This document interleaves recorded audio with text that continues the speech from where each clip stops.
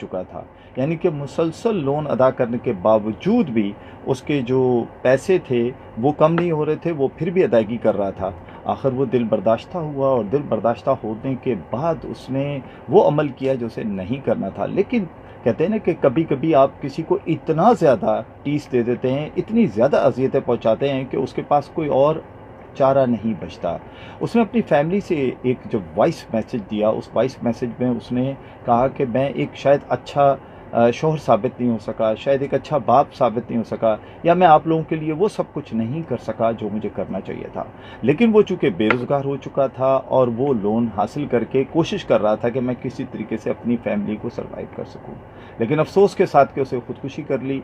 अल्लाह ताला उसकी मग़फ़िरत फ़रमाए। लेकिन खुदकुशी के बाद उसने पूरे पाकिस्तान को हिला के रख दिया।